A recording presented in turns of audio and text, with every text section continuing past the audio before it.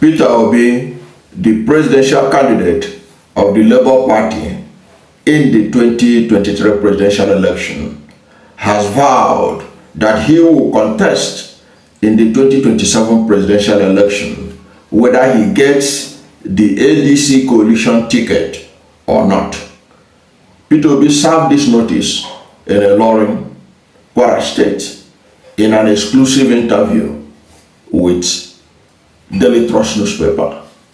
Daily Trust newspaper is a northern-leaning newspaper, and it's instructed also that Peter Obi use Daily Trust to convey this message to Northerners, and in particular to people like Alhaji Atiku Abubakar, who it has been reported is giving the impression that the ADC is being packaged to produce him as the presidential candidate to represent the North in the 2027 presidential election.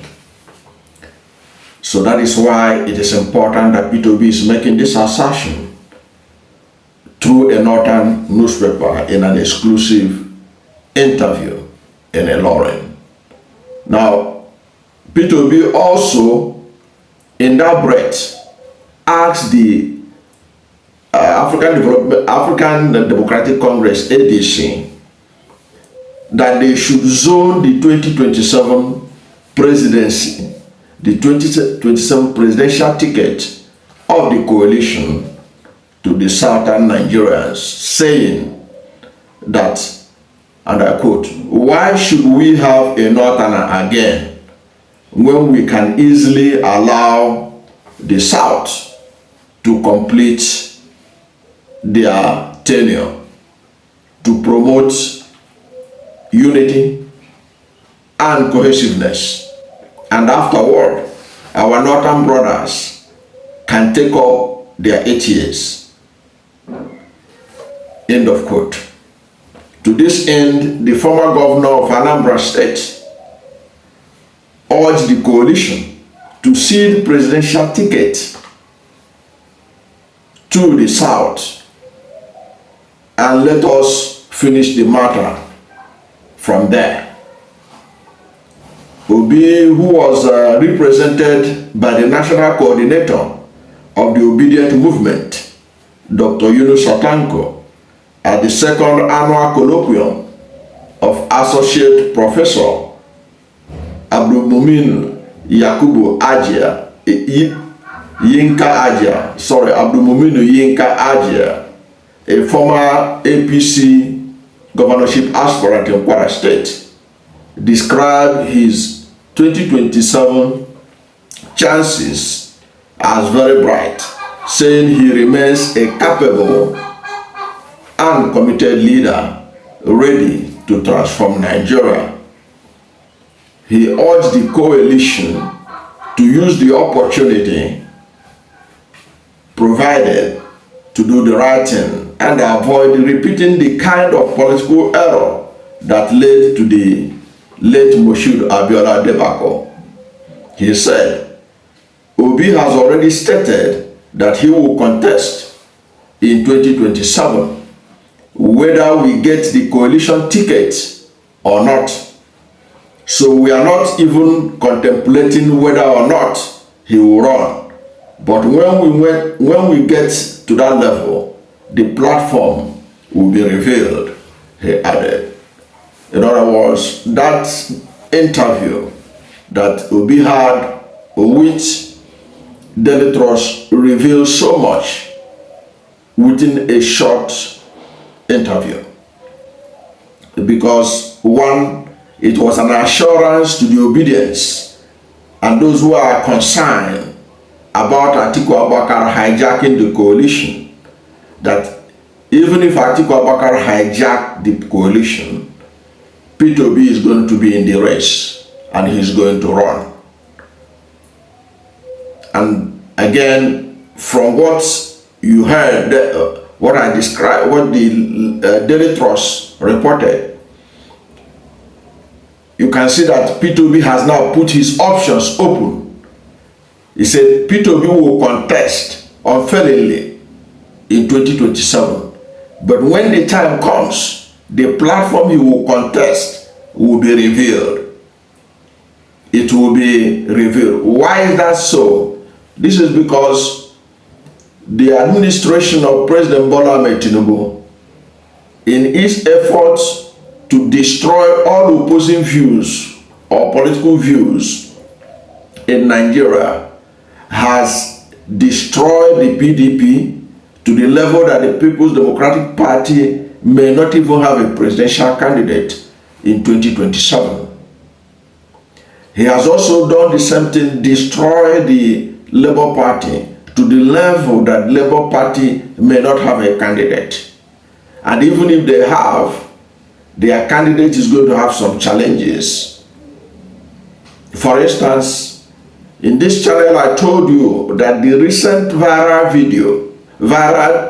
picture of Yesomike, a PDP chieftain but serving in the APC administration, who is also the minister of the Federal Capital Territory Abuja, the recent picture of Yesomike and Julius Abure, who is leading a tiny faction of the Labour Party, is an indication that very soon you will hear that the Labour Party has endorsed President Bola Ahmed Tinubu as their presidential candidate in the 2027 election. And I need to remind us that that has been the pattern of the Labour Party movement, Labour Party, before Peter Obi get inside there. I did tell you in a previous video that in 2011, Labour Party did not produce a presidential candidate. Not that there are no human beings they could have put out there, but they chose to endorse Goodluck Jonathan as their presidential candidate. And therefore, they didn't have a presidential candidate. They backed Jonathan. In 2015, they did the same thing. They didn't have a presidential candidate. They endorsed the government of the day, Goodluck Jonathan, in 2015.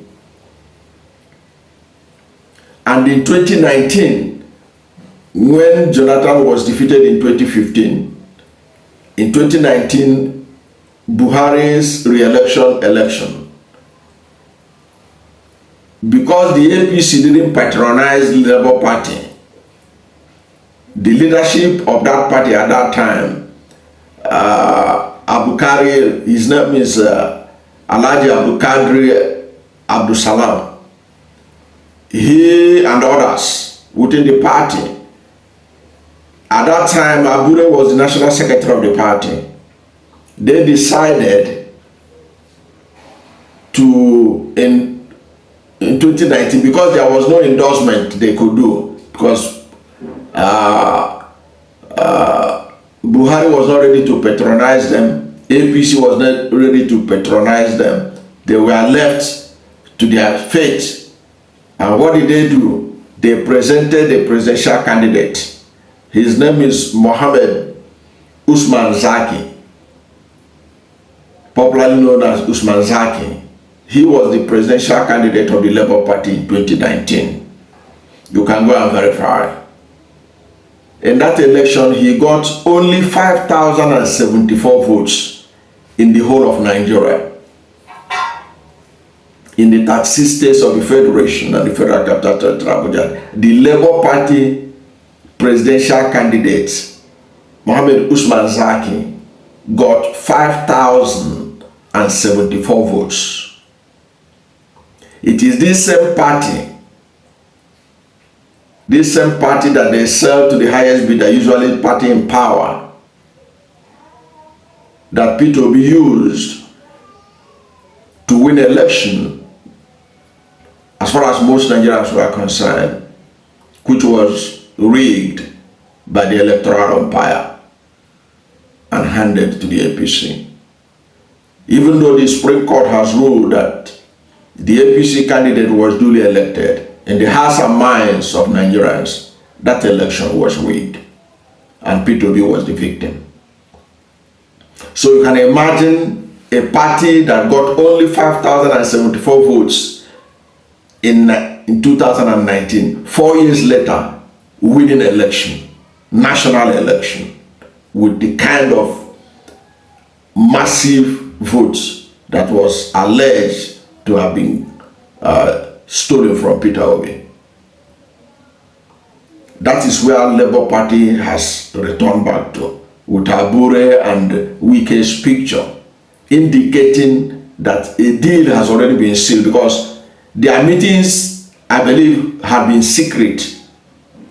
It was deliberate, that public display of that photograph, and the photograph was made public by the special advisor on media and communication to Nyesom Wike, indicating that the deal must have been sealed for the secret meetings to now be shown public. That's an indication that there is a problem with Labour Party, and the matter is not even helped by the fact that the INEC has continued to be ambiguous on who is in charge of Labour Party. Up till now, as I talk to you, INEC say they are still studying the Labour Party judgment over the leadership. INEC is still studying it. Since that judgment was passed, several JAMB exams and WAEC exams have been written. But INEC is still studying the Labour Party judgment of the Supreme Court. If that doesn't tell you something, then nothing will tell you anything. So that's an indication of the danger that lies ahead of what becomes the candidate of the Labour Party. But from the information you got from the Mr. Peter Obi in Ilorin, it is clear that they also know what is being played out by Tinubu and his people. And they have their options open and to their hearts. When the time comes, Peter Obi will be in the ticket. Whether it is Labour Party or not, you may never know. But one thing you can be sure of is that the Peter Obi magic can be done again. What he did in 2020, between 2022 and 2023, is unparalleled in Nigeria's political history. It can also be repeated again, because already those he's contending against, they have destroyed themselves in the eyes of the public. They cannot win free and fair election unless they manipulate it, and Nigerian people allow them. In a free and fair election, even 6 months left for Peter Obi in any new party will be enough to floor the ruling party, because they are so out of touch with the Nigerian people that Nigerian people are waiting to see them out of the picture. I don't know what to think about Peter Obi's assertion that, come what may, whether the ADC Coalition gives him ticket or not, that he will be in the race. And what is your view on his push that the tickets should go to Southern Nigeria for fairness, justice, inclusivity, and equity? Whatever is your position, let's hear from you at the comment section. Thank you for watching this video. And if you are new to my channel, you have not yet subscribed to my channel, please subscribe to my channel, hit the subscription button, hit the notification bell. When you subscribe to my channel and hit the notification bell, anytime I have a new video, you'll be among the first to know. God bless you. And please don't forget to like this video, because when you like it, Google will rank it high and recommend it for more people. Thank you, and God bless you and yours.